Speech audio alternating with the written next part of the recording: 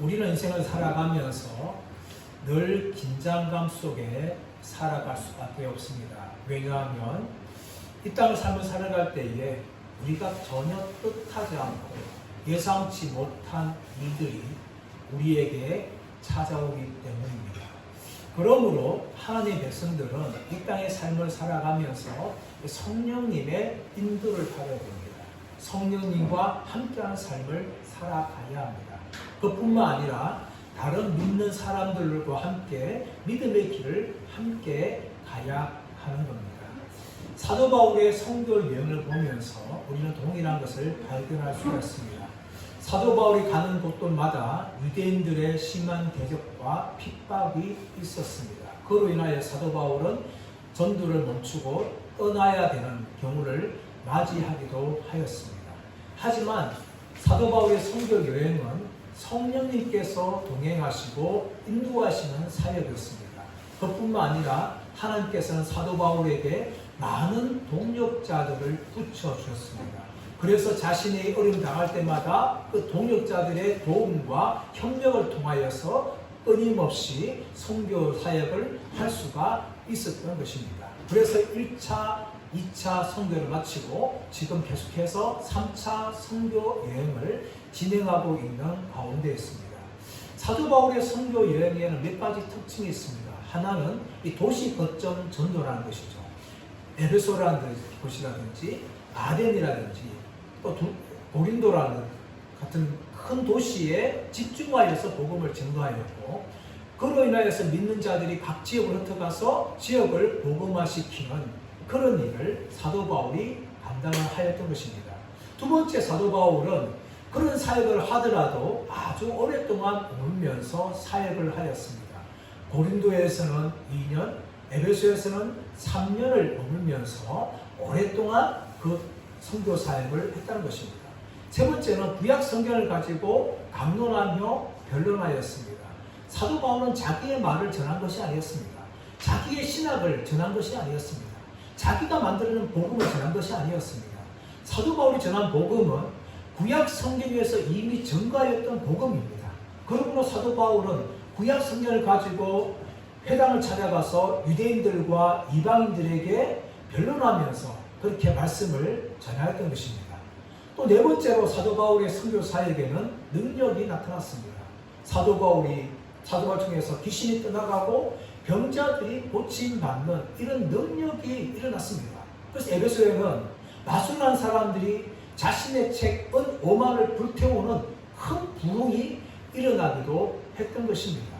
오늘 본문에서는 유두고를 살린 사건을 보게 되어지는데, 이 또한 사도 바울이 하나님께서 사도 바울을 통해서 일하시는 것을 우리가 볼 수가 있는 것입니다. 오늘 1절 말씀 보십시오. 1절 말씀. 소요가 그침에 바울은 제 아들을 불러 고난 후에 작별하고 떠나 마게도냐로 가니라.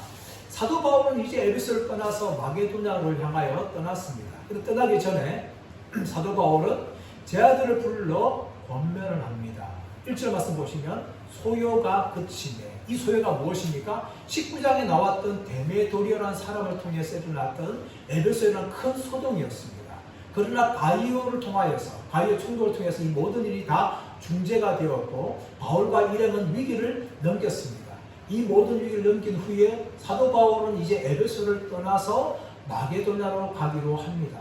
왜 에베소를 떠났을까요? 두 가지 이유가 있습니다. 하나는 무엇인가 하면 데메도리오 소동이라는 것이 바로 사도 바울 때문이었습니다. 사도 바울이 계속해서 머물고 있다면 끊임없는 소동이 일어날 것이 분명하기 때문에 사도 바울은 떠나기를 원하였습니다. 그래야 남아있는 제 아들이 더 이상 핍박과 대적을 받지 않을 수 있기 때문입니다. 또 하나는 무엇인가 하면 이미 사도 바울은 마게도냐와 아가야를 거쳐서 예루살렘으로 가기를 이미 결정을 하였습니다. 작정하였어요. 그래서 사도 바울은 이제 에베소에서 소요가 끝이니까 에베소를 떠나서 마게도냐로 가기로 작정합니다. 근데 떠나면서 사도 바울은 무엇을 하는가 하면 제 아들을 불렀습니다. 그리고 그 불러서 그들을 권면을 하였어요. 이 권면하다는 헬라 단어가 파라클레오라는 단어인데 옆에 불러서 이야기하다라는 의미를 가지고 있어요. 이 사도 바울의 권면은 크게 두 가지였을 것입니다. 하나는 위로하며 격려하는 것입니다. 핍박과 박해 가운데 있는 성도들을 위로하는 거예요. 또 하나는 무엇인가 하면 주의와 경고라는 것입니다. 너희가 비록 이 땅에서 핍박과 박해를 받고 있지만 결코 믿음을 떠나면 안 된다. 결코 예수를 버리면 안 된다 하면서 그들을 향하여 이 주의와 경고를 하였어요. 그리고 이제 마게도냐로 떠나게 되어집니다. 2절 말씀 볼까요? 2절 말씀 시작.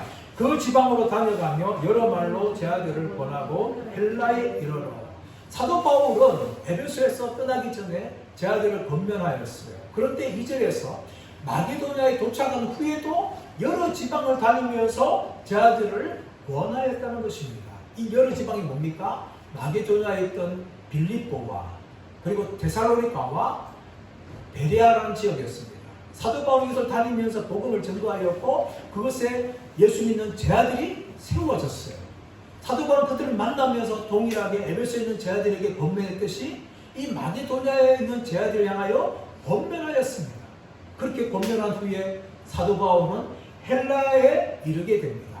이 헬라라는 것이 어딘가 하면은 발칸반도 남쪽에 있는 아가야 지방을 이야기합니다. 마게도냐는 발칸반도 북쪽이요.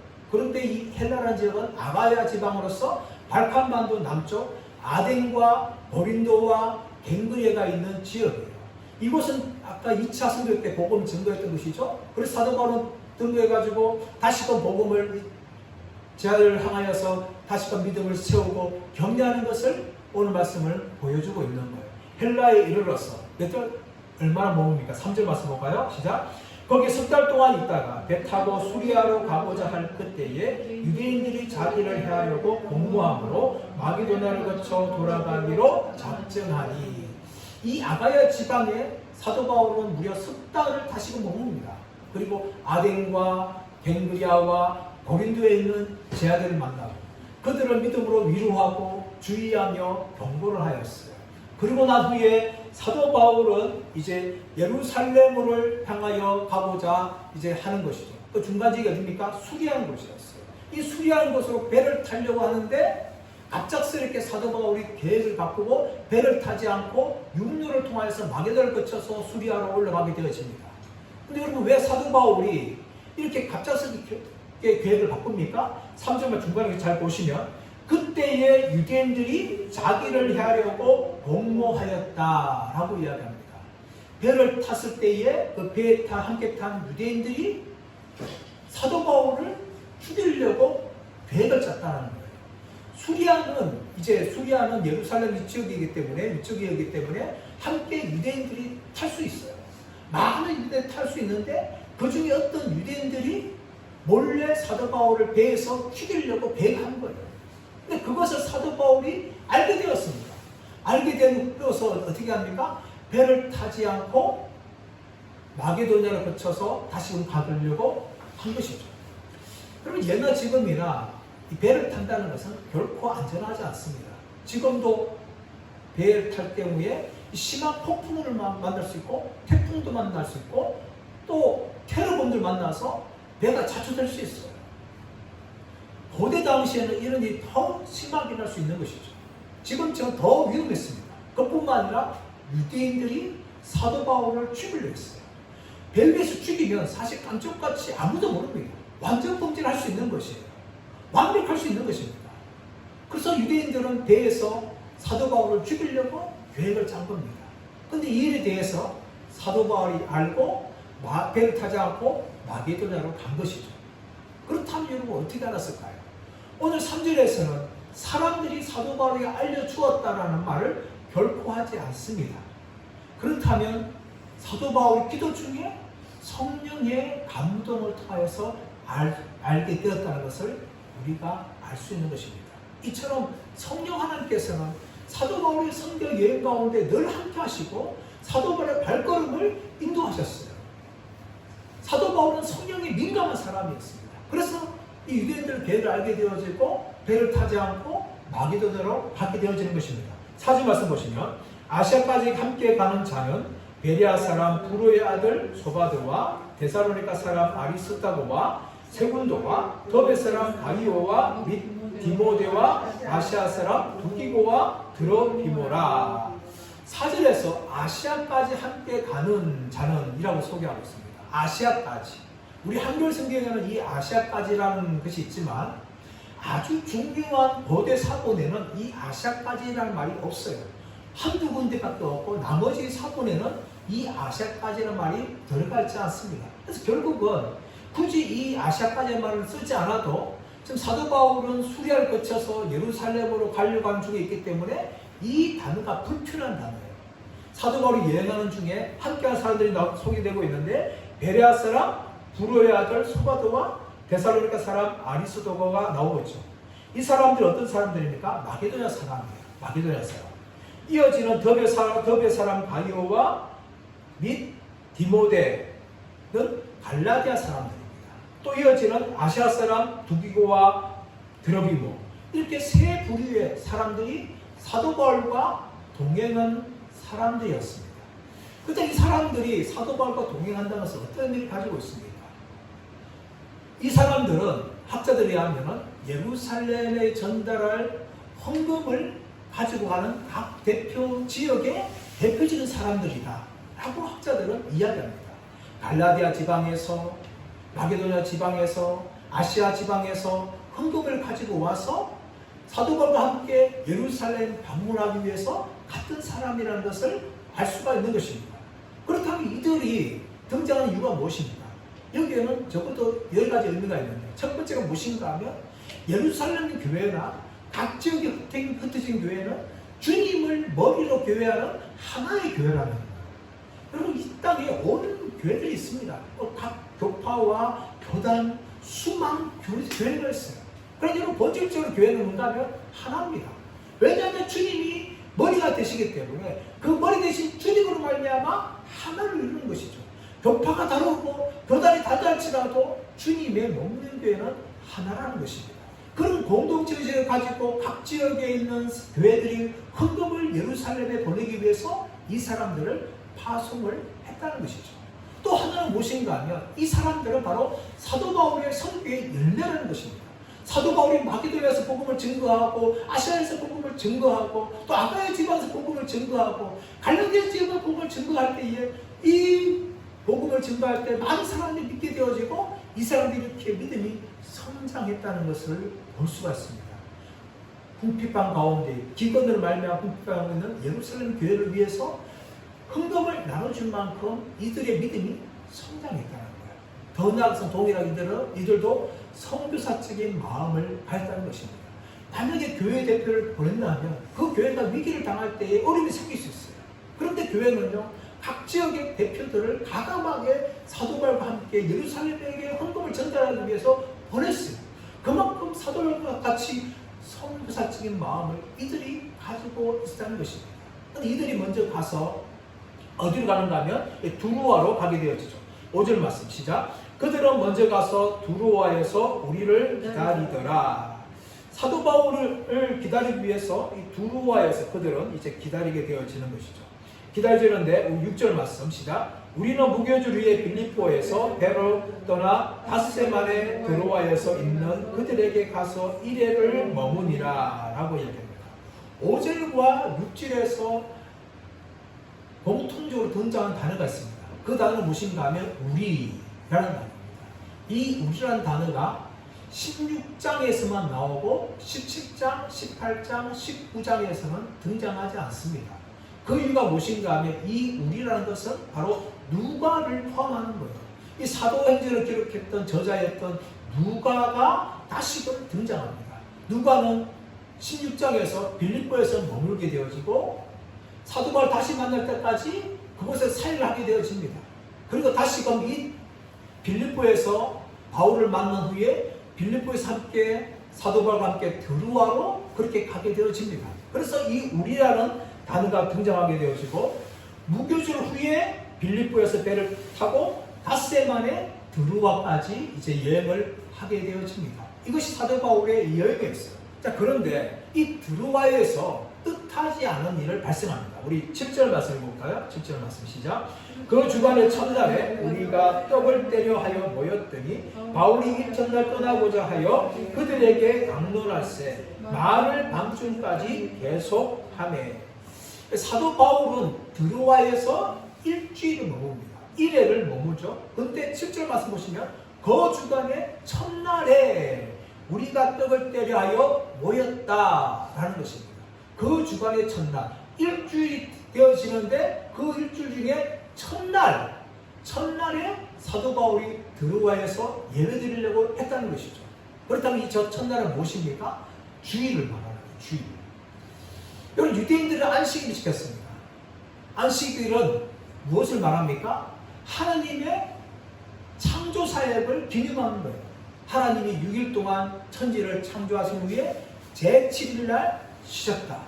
그래서 유대인들은 지금도 안식일을 지킵니다. 그러나 여러분, 그리스도인들은 안식일을 지키는 것이 아니라 주일을 지키죠. 주일. 주일은 일주일 중에 첫날이에요. 첫날. 주일은 예수님의 그 십자가의 죽음과 부활을 통해서 죄에서 구원받은 우리들이 영원한 천국에서 최종적인 안식을 누릴 것을 바라보며 기념하며 지키는 날이 주일이에요. 그래서 성도들은 주일날 모여서 하나님 앞에 예배를 드리는 것이죠. 사도 바울도 마찬가지였습니다. 일주일 중에 첫날, 예수님이 부활한 날 이 주일에 드로아에서 성도들과 함께 모여서 떡을 떼며 교제하며 예배드리려고 하였습니다. 그런데 여러분, 사도 바울이 이튿날 떠나게 되었어요. 이 주일을 마친 후에 이제 이튿날 떠나게 되어지는데, 떠나지 밤새도 어떻게 합니까? 그들에게 강론할세 나를 밤주까지 계속했다라고 이야기합니다. 강론했다, 계속했다. 이게 헬라어로 미완료 시제예요. 미완료 시제는 무엇인가 하면 끊임없이 그치지 않고 계속되고 있는 것입니다. 사도 바울은 지금 내일 떠나기 때문에 밤부터 계속해서 말씀을 강론하고 계속해서 전한 것입니다. 그런데 이 강론했다는 이 단어가 무엇인가 하면 일방적인 설교를 말한 것이 아니에요.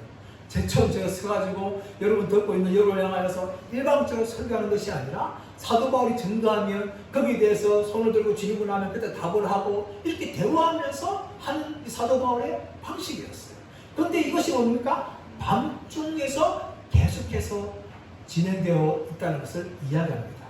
그렇다면 여러분, 우리가 일반적으로 생각할 때에 주일을 지키려면 우리처럼 이렇게 오전에 모여서 예배를 드려야 되지 않겠나 라는 궁금증이 생깁니다. 왜 이들이 밤중에 모였을까요? 그 이유는 무엇인가 하면 그곳에 모인 모든 대부분 사람들이 대부분 다 그 사회에서 노벨 계층에 해당하는 사람들이기 때문입니다. 가난한 사람들이었어요. 그들은 어떻게 됩니까? 하루 종일 일을 해야 됐어요. 그들의 생계를 위해서, 또 주인을 섬기기 위해서 하루 종일 일을 해야 됐었어요. 그래서 주인을 아침부터 저녁까지 지킬 수가 없는 거예요. 하루를 다 마친 후에 밤중에 되어서야 그들은 모였는데, 그들이 모이면서 8절 말씀 보시면 우리가 모인 윗다락에 등불을 많이 켰는데 한밤중입니다. 밤중이기 때문에 사람들이 모이면서 각자가 손에 등불을 들고 왔어요. 등불을 들고 왔기 때문에 그 모인 장소에 아무리 넓다 하더라도 어떻게 됐을까요? 산소 부족이 일어나죠. 불이 타면서 산소를 먹게 되었죠. 사람들이 많이 먹으면서 이산화탄소를 발산하고 또 이 등불이 이제 이산화탄소를 발산하면서 공기가 굉장히 안 좋게 되어집니다. 자, 그러자 어떤 일이 발생합니까? 9절 말씀 시작. 유두고라는 청년이 창에 걸터 앉아 있다가 깊이 졸더니 바울이 강론하기를 더 오래 하매 졸음을 이기지 못하여 3층에서 떨어지거늘 일어켜보니 죽었는지라. 유두고라는 청년이 등장합니다.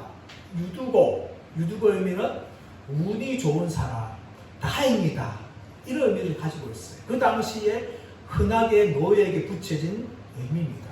근데 제가 중고등학교 때 이 부흥이라는 게 되어지면 부흥사님들이 졸고 있는 성도를 향하여서 잠결하면서 당신 자면 유두고야! 그렇게 이야기했던 적이 있어요. 유두고. 그러면서 딴 생각하면은 너 뭐 두고 왔어 집에? 유두고! 그렇게 부흥사들이 이야기한 적이 있어요. 근데 유두고라는 의미는 그런 의미가 아니라 유두고라는 의미는 운이 좋은 사람이다, 다행인 사람이다, 이런 의미를 가지고 있는데 이 유두고가 청년이에요. 9절도 말하고 11절도 말하고 있는 청년. 이 청년은 장성한 청년을 말하고 있는 것이 아닙니다. 20, 5, 6, 7 이런 말하는 것이 아니라 14세에서 18세 정도 되어지는 소년에 해당하는 청년을 말해요. 이런 유두고가 아무리 나이가 많이 들어도 한 18세, 10대의 시절이었어요. 10대 시절에는 노예였어요. 하루 종일 주인을 섬긴다고 일을 했습니다. 근데 더군다나 사도 바울이 설교가 강론이 짧게 끝나는 것이 아니라 계속해서 이어지는 거예요. 그래서 어떻게 합니까? 처음에 9절 말씀 보시면 깊이 졸더니 창가에 앉아서 깊이 졸더는 거예요. 창가는 그나마 이 밖에서 공기가 시원한 공기가 들어오는 것이에요. 그러나 이 유두고는 자신의 피곤을 이길 수가 없었어요. 창가에 앉아서 깊이 졸게 되어지는 것이, 이것은 졸음에 빠지는 것을 말합니다. 그렇다면 여러분, 유두고들이 졸까요? 아니에요, 여러분. 우리 성도님들도 예배드려서 많이 좁니다. 그 이유가 무엇일까요? 그 이유는 무엇인가 하면 육체의 피곤 때문이에요. 육체의 피곤. 그래서 우리가 주의를 지키면서 온전한 예배를 드리기 위해서는 토요일 밤에 푹 자야 돼요. 토요일 밤에 잠을 잘 취해야 돼요. 그래야 주일날 졸지 않게 되는 것이죠. 저와 여러분 모두가 다 일반적인 육체를 가지고 있어요. 육체는 피곤한 만큼 졸게 되어 있습니다. 이 유두고가 큰 죄 지은 것이 아니에요. 하루 종일 이렇기 때문에 이 소년인 유두고가 자신의 이 피곤을 이길 수가 없었던 것이에요. 그래서 유두고가 사도 바울이 강론하는데도 창가에 앉아있음을 불구하고 깊이 졸게 되는 거예요. 더 나아가서 말씀 보시면 바울이 강론하기를 더 오래 하매 졸음을 이기지 못하여 3층에서 떨어지거늘 일으켜보니 죽었는지라. 바울의 강론이 계속되었습니다. 그래서 졸음을 뭡니까? 이기지 못하는 것이죠. 졸음에 점점 빠지다가 아예 졸음에 푹 빠져서 더 이상 자신의 몸을 제어하지 못하는 상태까지 간 것입니다. 제가 운전하다가 가끔씩 이 졸음 때문에 힘들 때가 있어요. 운전하다 보면 처음에 졸음 오면 막 껌을 씹든지 살을 찢든지 그렇게 잠을 깨웁니다. 근데 여러분 졸음이 계속 오다 보면 더 이상 이길 수 없어요. 그래서 운전하다 보면 저도 모르게 1초 1초 눈 감을 때가 있어요. 다시 눈 뜨면 아찔한 거예요. 그것이 사실은 여러 번 있었습니다. 이처럼 졸음에 우리 이길 수가 없어요. 운전하다 보도 졸음 때문에 사고가 얼마나 많은지는 모릅니다. 우리나라의 사고 중에 상당수의 사고는 졸음 운전입니다. 그만큼 졸음이라는 것은 위험해요. 그래서 저는 졸음을 이기기 위해서 꼬집거나 껌을 씹어도 안 되면 아예 이제 휴게소나 그리고 졸음 시트 가서 잠을 잡니다. 그렇지 않고서는 운전을 할 수 없어요. 이 본문에 나오고 있는 유두고는 졸음을 이기지 못하니까 아예 이제 졸음에서 자기가 장악되어 버렸어요. 그러다 보니까 꼬먹고 졸다가 그만 그 창태에 앉아있던 유두고가 앞으로 몸이 숙여진 거예요. 그 위에 3층에서 밑으로 떨어져서 죽었다라고 이야기합니다. 9절 말씀 보시면 일으켜보니 죽었는지라. 이것을 누가 판단했을까요? 보통 사람이 판단했으면 죽었는지 기절했는지 알 수가 없어요. 그러나 이 사도행전의 저자였던 누가는요 의사였습니다. 의사의 관점으로 유두고를 보니까 정확하게 숨을 쉬지 않고 죽은 거예요. 이렇게 사도 누가의 관점이면 정확하게 죽었다라고 표현을 하고 있습니다. 그 장면 10절 말씀 보시면 바울이 내려가서 그 위에 엎드려 그 몸을 안고 말하되 떠들지 말라 생명이 그에게 있다 하고, 사도 바울이 죽었던 유두고 위에 그 위에 몸을 엎드리고 그 몸을 안았습니다. 그리고 말한 사람들에게 무슨 말합니까? 생명이 그에게 있다. 이것은 무슨 말일까요? 유두고가 죽지 않았다 라고 말한 것이 아니라 사도 바울이 이제 유두고를 살릴 것이라는 것을 말한 것입니다. 내가 살리기 때문에 유두고가 살아날 것이다 라는 의미를 가지고 있는데, 살리기 위해서 어떻게 합니까? 유두고 몸 위에 자신의 몸을 얹는 거예요. 그리고 몸을 안았습니다. 이런 행동들은요 구약 성경에 보시면 엘리야나 엘리사 선지자가 사람을 살릴 때 하는 행동이 있어요. 엘리야가 사르밧 과부의 아들이 죽었을 때에 그의 몸 위에 엎었어요. 그리고 엘리사가 수넴 여인의 아들이 죽었을 때에 그의 위에 몸에 엎드렸어요. 그리고 생기가 전달되어서 죽었던 아들들이 살아난 겁니다. 동일하게 사도 바울이 구약의 선자들처럼 죽었던 유두고 위에 올라가고 그 위에 몸을 안음을 통하여서 영적인 생기가 이 유두구에 들어가게 되어지고 유두구가 다시 살아나는 거예요. 사도 바울이 생명이 그에게 있다라고 말하는 것이죠. 이 말은 무엇을 상기시키는가 하면 예수님의 말씀을 상기시킵니다. 예수님께서 회당장 야이로의 딸이 죽었다는 말 듣고 가죠. 가서 살리는데 사람들이 떠들며 막 시끄럽게 우는 거예요. 그래서 예수님께서 어찌하여 너희가 떠들며 우느냐? 얘는 죽은 것이 아니라 자는 것이다 라고 이야기하는 것이죠. 죽지 않은 것이 아닙니다. 왜 잔다고 표현했을까요? 마치 잠을 자는 사람이 눈을 떠서 일어나는 것처럼 죽은 자였던 야이로의 딸을 예수님이 살릴 것이기 때문에 죽은 것이 아니라 잔다라고 말한 것이에요. 오늘 보고 나서 마찬가지로 그에게 생명이 있다라고 말한 것처럼 사도 바울이 하나님의 능력으로 이 유두고를, 죽었던 유두고를 살릴 것이기 때문에 그에게 생명이 있다라고 말한 것입니다.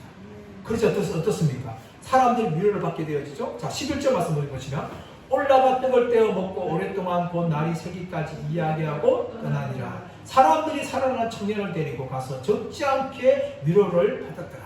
유두고 살아나니까 주위에 있는 많은 사람들이 위로를 받는 거죠. 하나님의 은혜가 임하였구나. 하나님이 우리 함께 하는구나. 그래서 유두고가 살았다 하면서 기뻐하는 것이죠.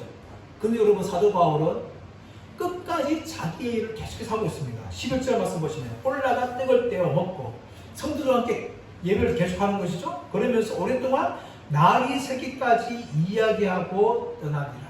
사도 바울은 날이 셀 때까지 쉬지 않고 하나님 말씀을 전하며 그들과 대화하였습니다.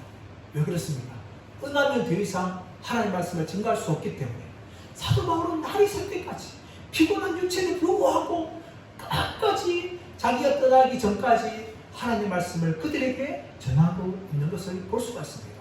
이렇게 드로아에서 7일 동안 모든 사역을 마치고 또다시 사도 바울은 길을 떠납니다. 자, 13절 말씀 시작. 우리는 앞서 배를 타고 아소에서 바울을 태우려고 거리로 가니 이는 바울이 걸어서 가고자 하여 그렇게 정하여 준 것이라. 자, 사도 바울이 드로아에서 이제 아소로 가게 되어지는데 사도 바울은 자신 말고 다른 일행들을 배를 타고 아소까지 보냅니다. 드로아에서 아소까지는 40km예요. 40km 도보로 걸어가게 되어지는데 사도 바울은 다른 사람들 배를 타고 보내지만 자기 혼자서 40km를 홀로 걸어가는 것입니다.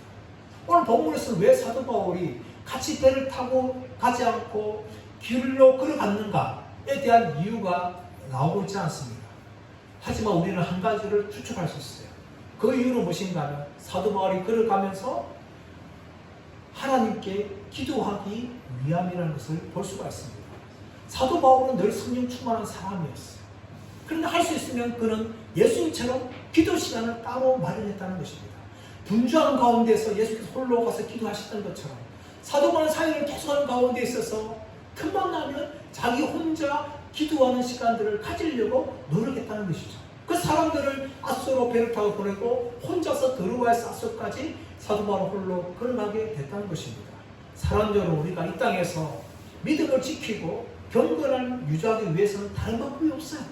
사람들이 세상의 재미를 쫓아서 분쟁을 쫓아서 또 많은 볼 것을 위해서 시간을 뺏긴다 할 그 순간에 우리는 조용하게 홀로 시간을 내야 돼요.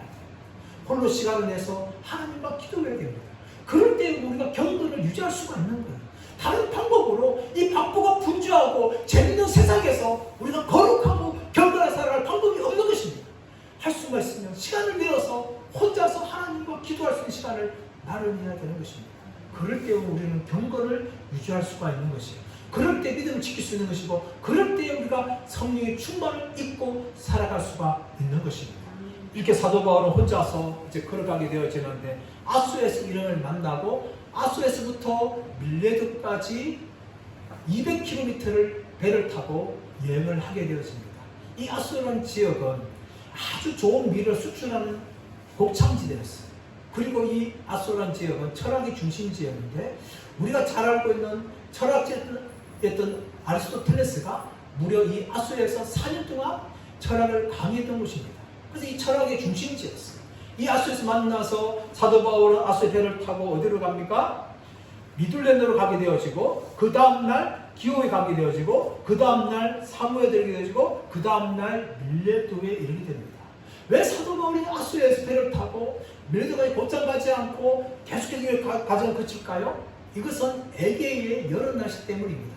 에게에는요, 아침에 바람이 세게 붑니다. 북풍이 불어와서 배가 여행할 수 있게 하는 거예요. 근데 오후가 되어지면 배의 바람이 잔잔해집니다. 늦은 오후가 밤이 되어지면 아예 바람이 불지 않아요. 더 이상 배를 타고 여행할 수 없습니다. 사도 바울이 아소에서 미둘레로, 미둘레에서 기오로, 또 기오에서 사모로, 그 다음날 밀레도에 이렇게 갈 수밖에 없던 것이 바로 에게의 여름 날씨 때문입니다. 사도 바울이 이렇게 과정을 거쳐서 밀레도에 도착하는 것이죠. 밀레도는 에베소에서 45km 떨어지는 이 항구입니다. 그리고 이 아시아 지역에서 에베소 다음으로 가는 큰 도시였어요. 그뿐만 아니라 상업과 예술과 철학의 중심지가 이 밀레도였습니다. 이 밀레도에서 사도 바울은 이제 어떻게 합니까? 예루살렘을 가려고 급하게 서두르는 것이죠. 자, 16절 말씀 보시면 바울이 아시아에서 지체하지 않기 위하여 에베소를 지나 배 타고 가기로 작정하였으니 이는 될 수 있는 대로 오순절 안에 예루살렘에 이르려고 급히 가미르라. 사도 바울이 오순절 안에 예루살렘에 이르려고 급히 이렇게 서두르려고 했어요. 그래서 에베소를 지나지 않고 곧장 배를 타고 가기로 작정한 것입니다. 그렇게 하지 않으면 사도 바울이 이 예루살렘에 갈 수가 없는 거예요. 그럼 왜 사도 바울이 이렇게 예루살렘에 급히 가려고 합니까? 그 이유는 무엇이냐면 두 가지입니다. 하루빨리 예루살렘에 가서 각 지역에서 가져왔던 헌금을 전달하기 위함입니다. 지금 예루살렘 교회의 성도들은 기도드리라 해서 궁핍한 가운데 있어요. 먹을 것이 없는 아주 어려운 가운데 있었습니다. 그래서 사도 바울은 각 지역의 성금 모은 그걸 모아가지고 속히 빨리 가서 예루살렘에게 물질을 전달하여서 그들로 하여금 가난과 궁핍에서 벗어날 수 있도록 돕기 위해서 빨리 가기를 원했던 것입니다. 또 한 가지는 무엇인가 하면 오순절에 도착하면서 빨리 가려고 한 것은 바로 오순절이 뭡니까? 오순절에 청년 강림이 임하여서 신학교회가 탄생하게 되어지고 교회가 폭발적으로 성장한 것이 바로 오순절이었어요.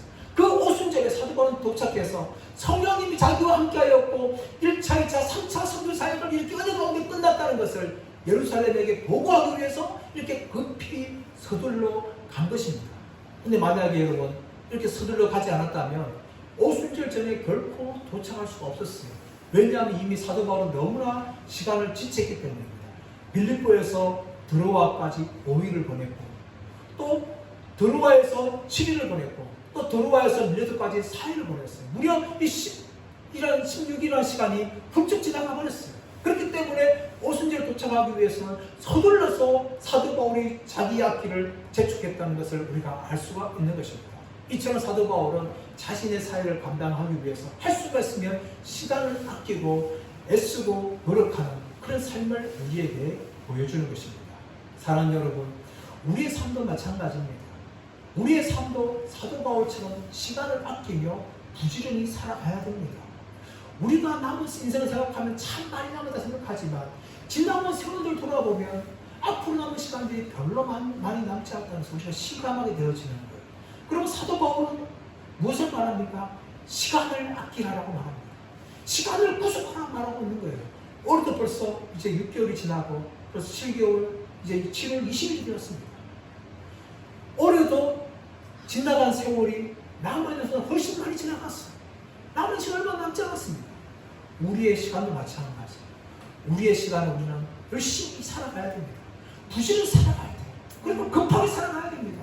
그럴 때 여러분 주님 오실 때까지 또 우리가 우리의 목숨을 마칠 때까지 우리에게 주어진 믿음의 길을 온전하게 걸어갈 수가 있는 것입니다. 올해도 얼마 남지 않았습니다. 저와 여러분 우리의 남은 인생을 부지런히 또 열심히 또 시간을 아끼면서 살아감을 통하여서 주님을 위해서 충성스럽게 살아가시는 저와 여러분 모두가 되시기를 예수의 이름으로 축원합니다.